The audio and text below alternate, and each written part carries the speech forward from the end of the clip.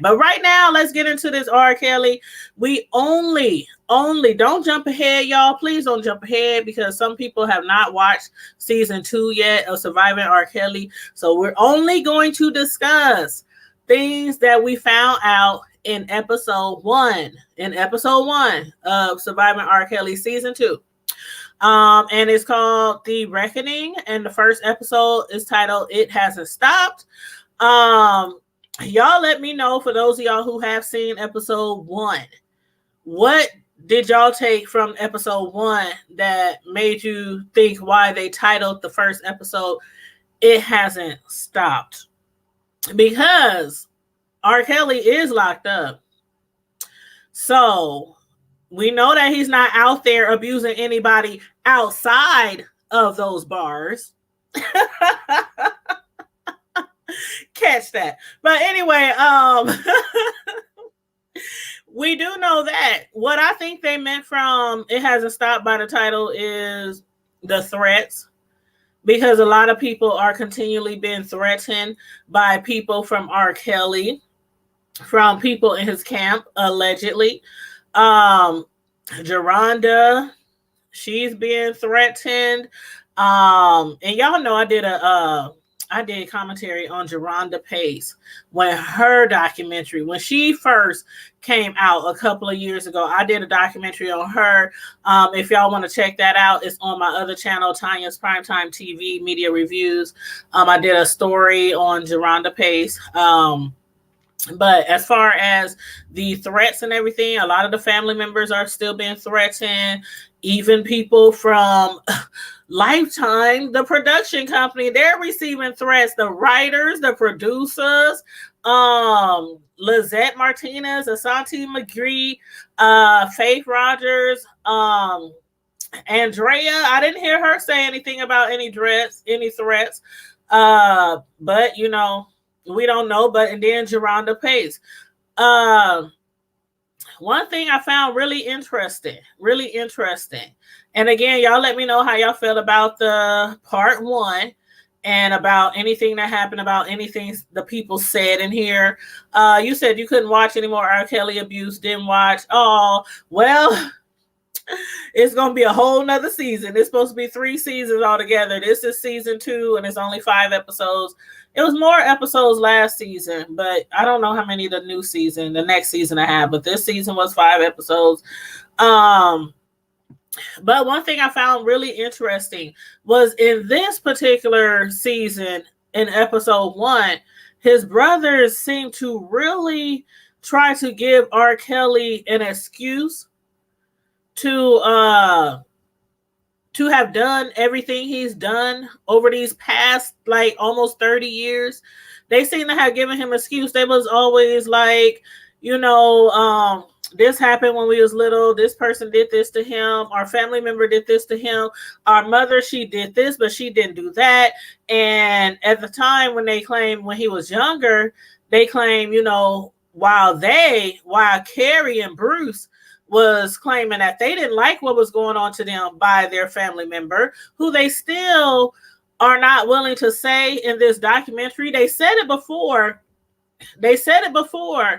Who exactly was abusing them in their household, and we all know it's their sis. We all know that, but they're refusing to say the name on this particular Lifetime documentary. It's like they're trying to give Kels an excuse on why he did what he did, but they're still keeping stuff swept under the rug. Like there says, they still don't want to say her name. They don't want to put her out on Front Street. They don't want to shame the family any further. I mean, it's like, okay, you know, somebody else in your family abused you. You're not going to do anything about it at all, because you want to save face for the person who did it to you. But hey Donna, how you doing? You said you keep hearing about it when it comes on, and okay, it's already, all the episodes have already played. So if you go to Lifetime Network, whether you got cable or on the internet, you can go to On Demand and you can watch all 5 of the new episodes from season 2. So they already aired. So you can I watch them one at a time, but as usual with documentaries that are in episodes, I usually go step by step on each documentary. Just like When They See Us with the little boys, from New York, their story. I did each episode, commentary on each one by one. So yeah. But yeah, you have to check it out. I'm just reviewing part 1, so it's still 4 parts in season 2 that you can get caught up on. And then every day I'm going to do a review on part 2, 3, 4, 5. So I should be done with the whole season 2 by Sunday, I think. 2, 3, 4, 5, yeah, something like that. And of course, I'll put the notification out there so you guys can know what time I'm going live to do the next episodes. But yeah, as far as this one, we know that most people who are abused as a child, most of the time they grow up, and most of the time they are protectors. They are protectors. Like, I'm part of the Me Too movement. I done said that before. So when I had my sons, I was like really, really aggressively overprotective, and they didn't like it at all. They didn't like it one bit. They wasn't like sheltered per se. They still got to go to friends' house, and they got to go places with their coaches, and they got to go places with their friends and their friends' parents, and a few cousins' house, a few of their cousins' homes, and a few of their friends' homes. I didn't let them go everywhere, but I was really aggressive. Like, you call me, I'm calling you, I'm checking in. You here, you there. With the coaches, I'm like on it, like white on rice. And everybody knew that about me. Now, to this day, my boys said nothing ever happened to them. I used to ask them frequently, tell them, warn them, this is the signs, look for this, look for that. This is what they're going to do. This is what grown-ups do. They, they buy you things. They treat you extra special nice. They groom you. They do this. I did all that with my sons. If something ever did happen and they didn't tell me, I couldn't give you any reason why, because I was always that parent. Like, if something happened, you can come to me. But anyway, in this particular situation with Kels, when they said his mama paid, basically, I don't know if you want to say sold herself to the devil. Sold her soul to the devil. I don't know if that's what you would want to call it. I don't know. Like, the brothers, they say, Kels, in one of his interviews, he said, he thinks it was a family curse, because not only him, not only his brothers, but other people in their family had been abused inside of the family, and a lot of things just kept getting swept under the rugs, like it tends to do in the African American community, and it happened with them as well. When the guy Henry, the play uncle to all, you gotta watch out for the play uncles in the family and in the neighborhood, and the real uncles. Shoot, the real uncles and the real grandpas and the real cousins. You gotta watch out for everybody in your family and everybody who you allow around your children. Which brings me to this point. Next week I'm going to do a story on something that's going on locally. With somebody who's in jail right now for abusing somebody's children. And we're going to discuss this thing with us, especially single parents, having all these different guys around our kids. And sometimes we don't really know these guys, and we invite them over our house, and I didn't play that. I did not play that when my sons was when they were growing up. Even now, they overprotective. Like, who that? Who coming over? Who coming to see you? I've been so overprotective with them. Now they so overprotective with me. Like, who you talking to? Who you on the phone with? I'm like, excuse me, but I'm the mama. Hey, the real Brooklyn, what's up? How you doing? But yeah. And so when the guy Henry had, it was like, okay, everybody wanted this man to go down. Everybody, the brothers, the cops, the neighbors, they whooped them, they beat them. When the cops came, the cops turned their head. Before they arrested him and took him downtown, they turned their head and let them continue to beat him and monkey stomp him in the street. And then he went to jail. But then he offered $5,000. And mind you, this was back in the day, back in the 70s, the early 80s, when $5,000 was like $1 million to people in the hood, to people struggling. And he offered her $5,000 to not come to court, and she took it. She took it. So a lot of the times, I'm not going to say these are family curses. Like, I really hate to use that word, because there be times when things could turn and, do a 360 if somebody would just say something or do something. And I am not going to be like the brothers and be like, oh, okay, well, R. Kelly, he wouldn't be like this if this didn't happen, if that didn't happen. The main person who's supposed to protect the children are the grown-ups, the adults, the parents.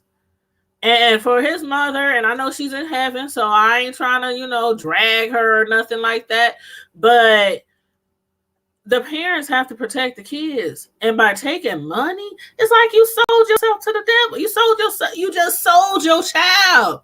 You sold your child. Even though he probably never touched Kels again, probably never came at any of the kids in that household again, you basically sold your child. You was like, okay, you did this to my son for this amount of time, and I'm not going to show up in court so they can make sure the charges stick. I'm going to stay home, or I'm going to go to work, and we're going to spend this money, and we're going to pay bills and act like nothing ever happened. That's what happens a lot in our families, and is not necessarily money involved. It might be a few times where gifts are involved or money are involved, something like that. But usually it's just, let's sweep it under the rug, because I don't want our family to be shamed. I don't want nobody to know that my kids was abused and where was I and why you didn't do nothing. And, you let your kids down. So they said they don't hate their mother for that, and they're not going to judge their mother for what she did.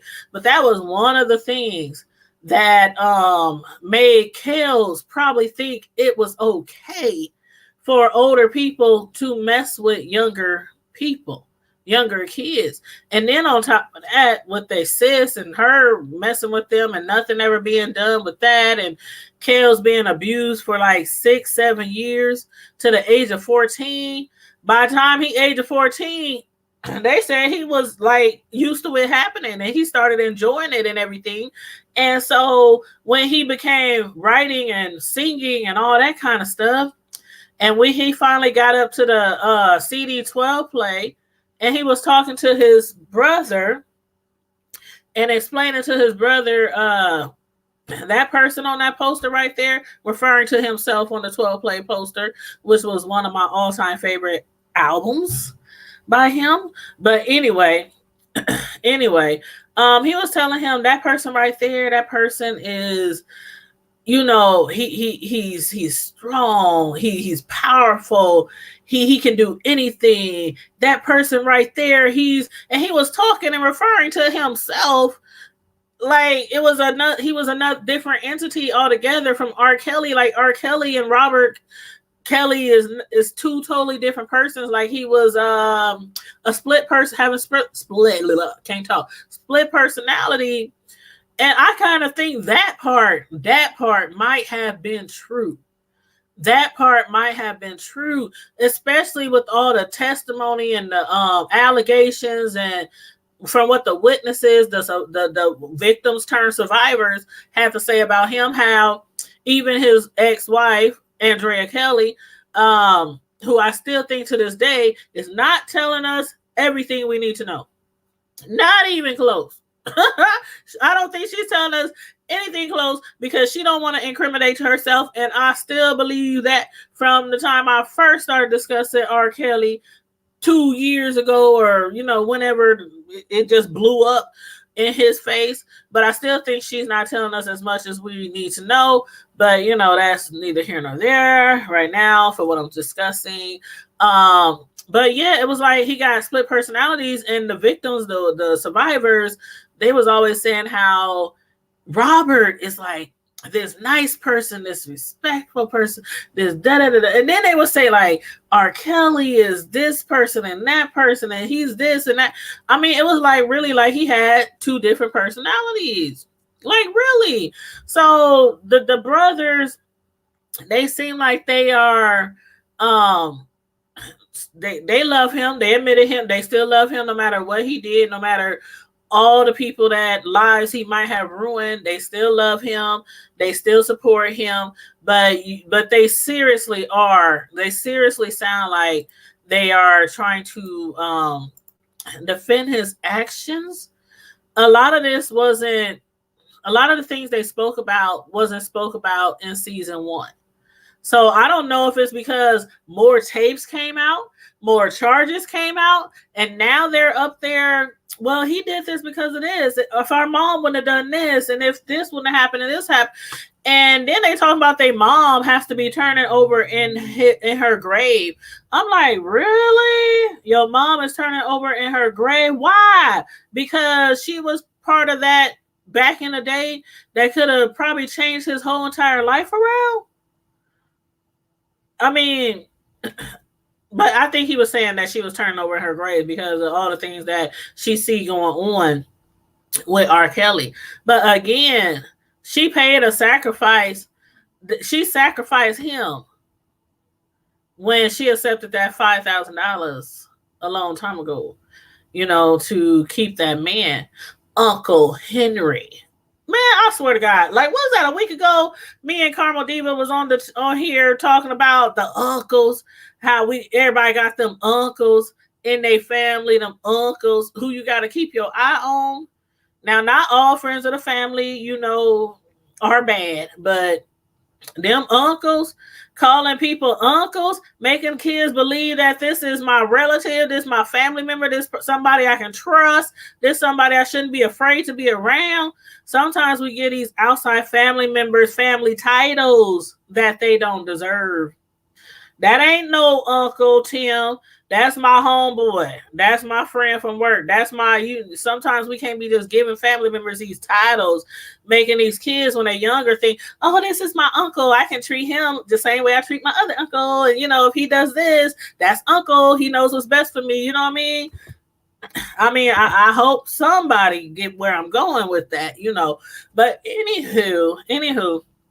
So in this episode, it was just crazy how a lot of the people still, and not just in the African American community, but a lot of people even outside of African American community is like still dragging the victims. Why y'all come out so late? Why y'all chose this particular time? And a lot of people in the African American community, from the time when he was first arrested a few years ago to now, still are trying to protect him.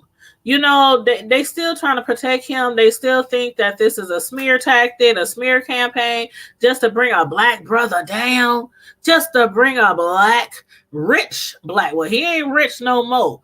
But probably some years ago, he had some money on him that has basically dwindled down over the years, though, because of him paying out all these, paying out people, bribing people to not come forward.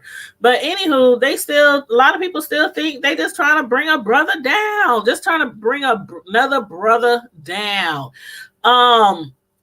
So yeah, they still asking the ladies, the survivors, why did you go? Why did you stay? Asking some of the parents, why did your parents have you in this situation? Why couldn't they see that something was wrong? We keep victimizing these victims, and that's the worst thing about being a victim, is being re-victimized by the society, by your peer, by your friends, by the media. And just because a lot of people is like, why you wait so long? That's like the big question. Why you wait so long? And nobody can really answer that question properly for each individual. They can't. I know a lot of people who have been victims at a young age by family members, friends of the family, people outside the family. And when you ask them, have you ever told? They're like, some of them, yeah, nothing happened. Some of them, yeah, they ended up going to jail. Some of them, yeah, nothing happened. It's more or less some people do speak up and they're not believed. They're not believed. And so when you see this happening a lot, and then the people in the media is dragging the victims, I don't understand why a lot of people just do not get it, why people do not speak up immediately, especially when we talking about big kahuna, we talking about R. Kelly, we talking about Weinstein, we talking about, big stars, Bill Cosby, people who, like, okay, for instance, I can't speak on Weinstein and Bill Cosby, and if they ever had anybody in their camp threaten people, I can't say. It ain't been brought out. As far as I know, if it has, please let me know in the chat. But as far as kills go, people are still being threatened. The Lifetime movie network is being threatened. How you threaten a whole network? Like a whole network? The producers, the writers, of course, the families and the children, the victims and their parents, they're being threatened.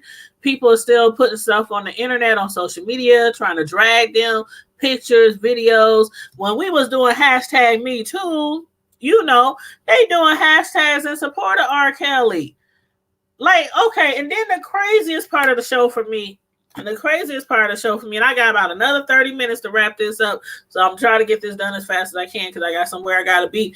But the craziest part of this particular episode 1 for me was the white blonde haired lady who looked like she was pregnant, but I don't know, she could be a little overweight like me. So, I ain't trying to talk about her weight or nothing, but she did look pregnant. She looked, the way she was sitting there, like she was holding her stomach, like she was pregnant. That white lady, the blonde lady, her name is Lindsay Perryman Dunn. She claims she worked for R. Kelly from the years of 99 to 2007. So that's like, 8 years. She claims she started off as a studio manager, personal assistant to general manager. And I'm not going to, man, I'm telling you, when I saw the throwback pics of her with Kels, she looked like a doggone Aaliyah, but white. Did y'all see the woman? She had blonde braids in her hair. She looked like she had a tank top. She looked like the black Aaliyah. The white Aaliyah. I'm telling you. And I'm like, okay. You coming out here trying to make us believe that R. Kelly ain't did nothing wrong to nobody? Girl, sat down somewhere. But her and her sister, they did a campaign for R. Kelly. So her and her sister Jen, while everybody else was doing hashtag Me Too and hashtag Mute Kelly, and they was doing hashtag Unmute Kelly instead of and then everybody else was doing like hashtag Surviving R. Kelly. They doing hashtag Surviving the Lies. And so when the Facebook page came out, like literally hours after season 1 of Lifetime, when that season 1 of Surviving R. Kelly came out, they did like immediately hours. I'm not saying them because they claim they didn't have nothing to do with it, but they did start a lot of the hashtag movements and a lot of, they did do that. They admitted that, and they did admit that they fully support him. And they fully support that page that was created called Surviving the Lies. Do y'all remember that? Do y'all remember it was on Facebook? Remember they was posting all these pictures. They was posting mug shots of some of the victims who were arrested, years ago. There's, videos of the victims, and acts and everything. They was all that on this page. Eventually it was taken down though. Eventually, the page was reported. Facebook took the page down. I remember that page because I remember going to it and I remember seeing certain things, and then like immediately it wasn't there anymore. So again, the sisters claim they didn't have nothing to do with it, but they also claim that no, he didn't never do anything, and we would never believe any of the accusations, and they fully support him. And one of the sisters, the main one that they were talking to, Lindsay, she claimed that the reason why a lot of the women in the documentary um were picked by Kells was that they were his type. Like they were the type of women that would have picked, or the young girls that he would have picked. But the only reason they are upset is because he didn't turn them into stars. They didn't get the limelight that they wanted, that they expected for messing around with Kells until they did the Lifetime show. I thought that was really, really, really foul, what she said. And again, if you see some of the pictures of the throwback pics, how cozy they seemed and how she just, I'm telling you, man, I'm going to go back and I'm going to get that picture and I'm going to post it, because I'm like, why did this white lady remind me of Aaliyah? A young girl. Now, she claimed that she started working for him in 99. But if you look at this white lady, she looks like a young girl. She might have been a woman, but she looked like a young girl. So anyway, y'all just think on that. I'm gonna just let that sit right there. Let that sit right there. But again, they said they had nothing to do with that page that was on Facebook, and it eventually got shut down. But a lot of the women, you know, the parents and a lot of the survivors, they're still getting threatened. This part 2, there's still threats out there. Geronda Pace, she was even threatened by, and a lot of them are being threatened by R. Kelly supporters. Like Geronda Pace was talking about how the one that I, did some videos on a couple of years ago. She was saying how she was in the mall one time and people noticed her and was like, "Oh, you're the one who made those false allegations. You're the one who was with Kit. You're the one." And they recognized her and they threatened to beat her up on site. So she had to hurry up and dip with her 2 little girls and hurry up and get to her car and vacate the premises because she was scared what was going to happen to her in front of her daughters. And God forbid hopefully they wouldn't have thought about doing something to her daughters. But, still, if you're willing to whip on somebody and their child is there, regardless if you believe them or if you think they really lying or not and their children are right there, that's really low. And that's really low. But also a lot of people, he still got some supporters. He still got some supporters now. He still got people who still listen to his music, still buy his music. Because the thing about it is, when he was dropped from RCA, they dropped him. They don't want him on a label anymore, but they still making coins off of it. They still making coinage. His records are still, if you want to buy one today, you still can go buy it. They still, being sold, but he's not on the label so that they won't make anything new. They can't create anything new, with him. But the people in the label, they dropped him. But people who support him, they still able to purchase, Kel CDs. A lot of people, even friends that I know, have actually muted R. Kelly. And I said the other day, actually it was about a week ago, I had said on one of my shows on here about a week ago that I can't say I officially muted him. Like, if I was at your crib and you happen to be playing Step in the Name of Love, or you remind me of my Jeep, or, any of those popular songs from way back in the Honey Love. Whew, that used to be one of my favorites too.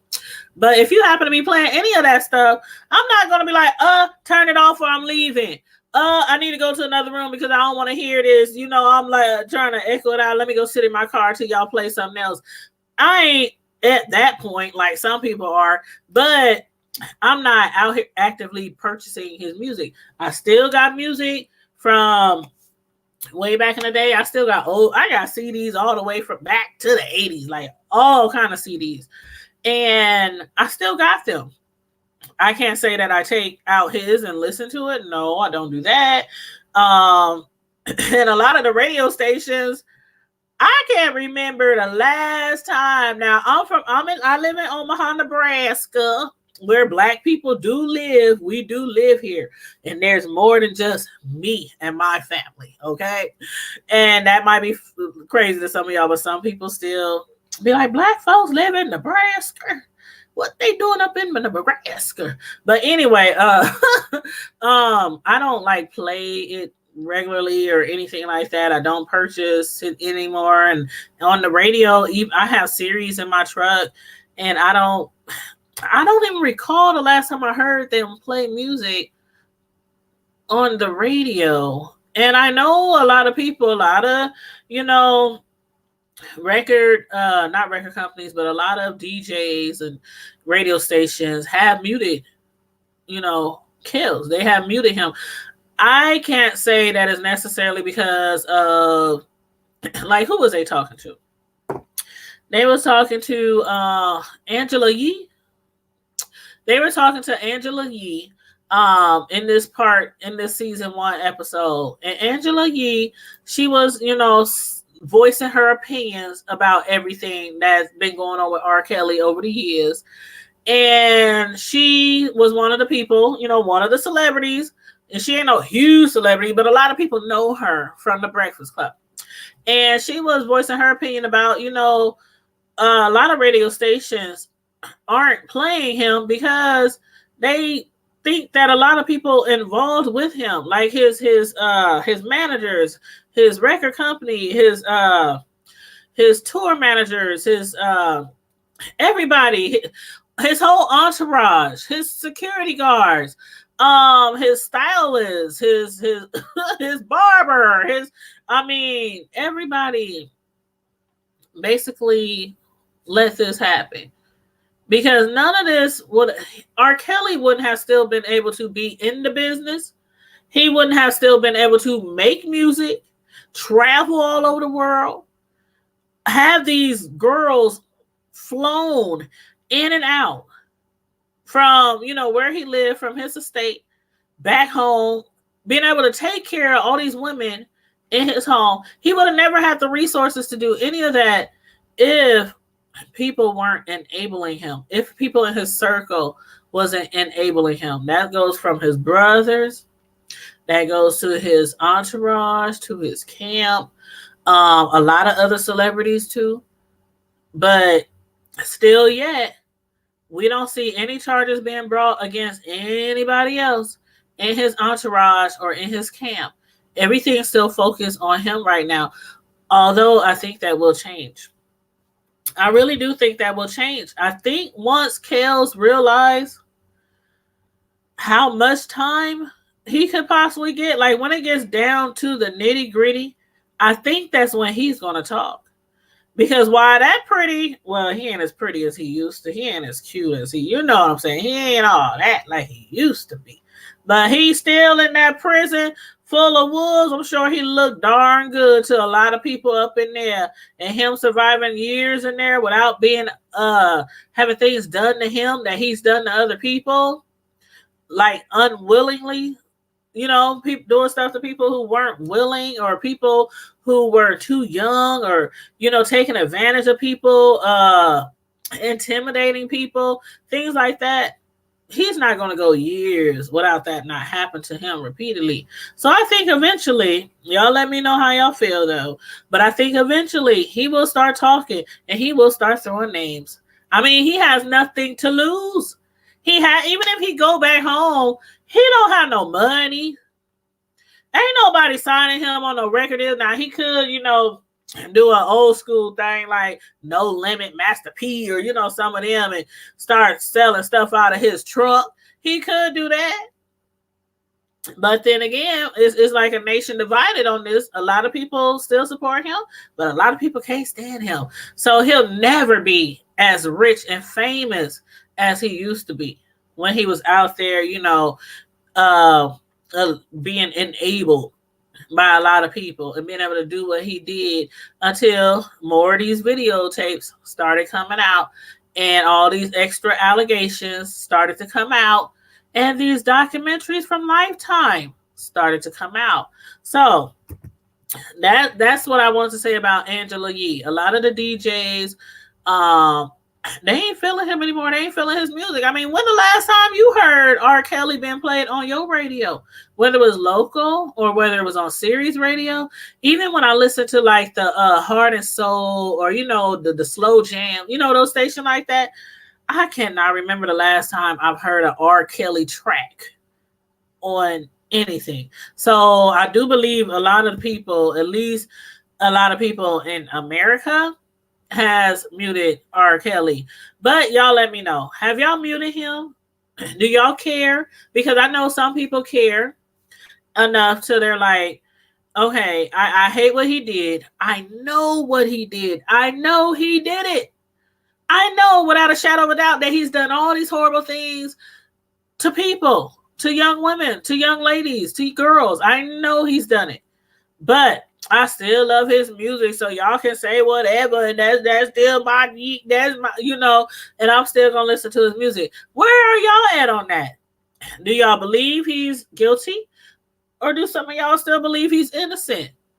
Do y'all believe he's guilty and still listen to his music and bet not nobody put a finger on your R. Kelly tracks? You might cut them. They might rush over, but they might rush back missing a nub, right?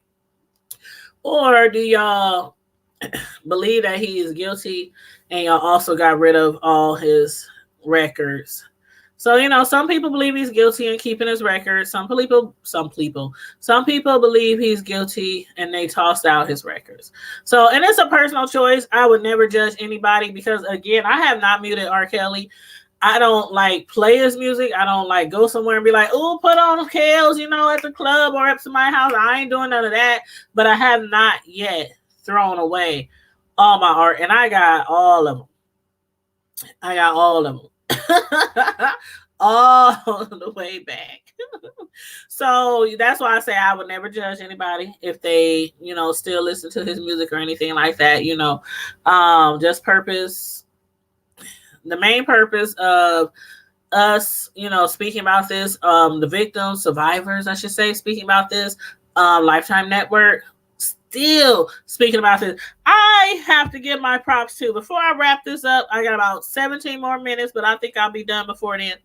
Before I wrap this up, I just want to say I give my props to Lifetime Movie Network because they was like, what? You trying to threaten us? You trying to threaten the producers, the writers, the network? Man, boy, bye. They was like, bye, Felicia. They did a whole season 1. They did a whole season 2. And on the way is a whole season 3. So I want to give my props to Lifetime Movie Network because some channels probably would have been, we ain't gonna touch that. We ain't gonna touch that. Wasting all these ladies' time, listening to all these stories and everything and following them around and getting that, and then like, because when they had that premiere in New York and when they premiered the first season, Surviving R. Kelly, and when they were receiving threats at the theater, when they was receiving threats and everybody had to run out, everybody had to move expeditiously. People was being threatened. They was getting phone calls at their hotel. I mean, it was crazy. It was crazy. They still put the documentary out there, even after all those threats. And again, they're now on season 2 and season 3 will be coming up pretty soon. And I have to give my props to these ladies. I know they're scared. Sometime, if not more often. I know that they receive threats. I know they've been slandered. I know they done had pictures and videos of them with Kels and all kind of stuff put on social media. I know their parents have been threatened and their children. Like one of the people who work on the Lifetime Movie Network, he had his front windows busted out after it premiered.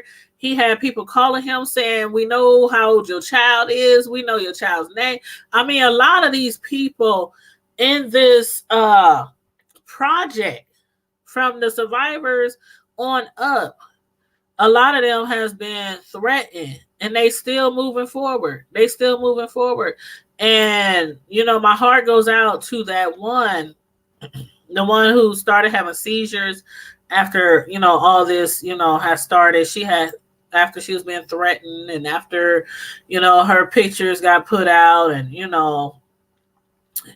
she had started having seizures. She had started to go to a counselor, because she got depressed.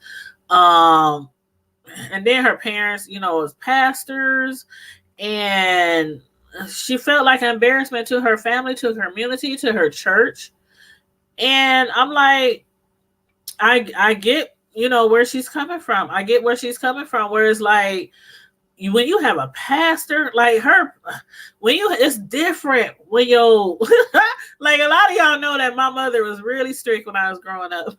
She was a preacher for a little while. She wasn't ever a pastor, but she was a preacher. She had her license, everything. She used to preach and all that. But she, from the time I was probably 3 or 4 years old, we had a strict upbringing, going to church 12 days a week, all night. I mean, on the weekends, revival after revival, tent revivals in the summer, all summer long. Not having a summer like a kid should have. I mean, it was really strict. Reading the Bible, we had to pray, read the Bible, all that kind of stuff. And so I know if my mother had told me, don't, like her father, who's a pastor, don't call that man. He slipped you his phone number at the concert, but don't call that man. And she was like, "Oh, daddy, I ain't gonna call. He too old. He your age. I ain't, no, that ain't me. I ain't gonna talk to him, whatever. And then she goes behind his back and does it anyway. So she felt like she not only embarrassed her father, but embarrassed their church, embarrassed their community. So she started to get really, really depressed. It's amazing how she didn't like turn to drugs or something like that, because she started having seizures, being sick, and dealing with this embarrassment on social media. I'm trying to wrap this up real quick, you guys. So I'm up here stuttering on my words. But being embarrassed on social media, and her father, her father, who's a pastor, and her mother, they still love her. They think that she's strong. They think that she's courageous. They're proud of her. And I like how they keep her motivated by doing that. Because a lot of family members, pastors and preachers, and I mean, they would have been like, "What, child? We raised you to do this, not to do that." So, they might shun their children or shun their family members. We talked about the crazy Christians the other day in one of these videos, and how the crazy Christians, matter of fact, that was on my review of Power. The new season has started last Sunday, and so I did a review on the new season, episode 1. If y'all missed it, make sure you go back and look for it. Power, episode 1. Premiere. I did that a few days ago, and we talked about the crazy Christians, like Dre's mother in the TV show, and the crazy Christians who real strict, and every time you do something, if you cross the street without crossing at the crossroad, oh, they gonna condemn you to hell, fire and brimstone. And so, like, a lot of parents are like that. And so the fact that they're not shunning her, and they're supporting her, and they're doing everything to protect her, put her in counseling, whatever it takes, so they can get their daughter back to where she used to be, because she's not where she used to be. She claims she doesn't love herself anymore. She, low self-esteem, all these things, that happen when you realize that somebody took advantage of you, and then they threaten you to keep you hushed. Anyway, I give my props to the whole Lifetime Movie Network and all the victims turned survivors of R. Kelly. And you guys, this about sums up my review on episode 1 of season 2. Season 2 is called The Reckoning. The episode was called It Hasn't Stopped. And again, when they said it hasn't stopped, as far as the title of the first episode, I think they're kind of referring to R. Kelly hasn't stopped trying to manipulate and intimidate people, with people still out here being threatened. So that's what I take from that title. But anyway, if y'all feel some other way about the title, It Hasn't Stopped, please let me know. If y'all feel, let me know about your opinions on the first episode.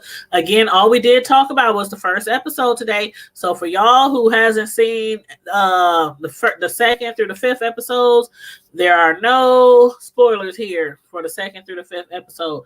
Tomorrow, though, we will talk about episode 2. Oh, in the meantime and in between time, to my Hood Table squad and my Prime TV squad, make sure you like the video, share the video. I have 3 channels altogether: the Hood Table, Tanya's Primetime TV. Sorry, I'm a little stuffed up and I don't know what I did with my cup of water. But anyway, the Hood Table channel, Tanya's Primetime TV, media reviews, and Tanya's Delight Slice by Slice. That last channel is my cake decorating channel. I do live cake decorating on that channel. So please make sure you are subscribed to all 3 channels, because I do go live and I do upload on all 3 channels: the Hood Table, Tanya's Primetime TV media reviews, and Tanya's Delight Slice by Slice. I do lives and uploads on each channel. So please make sure you support all 3 channels, subscribe to all 3 channels, hit the notification bell to all 3 channels. And on Facebook, on my Tanya's Delight Slice by Slice Facebook page, you can go on there. You can see hundreds of pictures of my creative cake art. Tanya's Primetime TV is on Facebook, the Hood Table is on Facebook, and they're all on IG as well. So you can follow me on Facebook, YouTube, and IG on all 3 channels. So I want to thank everybody who is supporting all 3 channels already. And I want to give a thanks to everybody who is supporting the Hood Table, which is my newest channel. So with that being said, everybody stay safe, be blessed. I'm about to get out of here and handle my business, and I shall return tonight to review Have and Have Nots, the new episode that came on the other day. So I'm out. Deuces.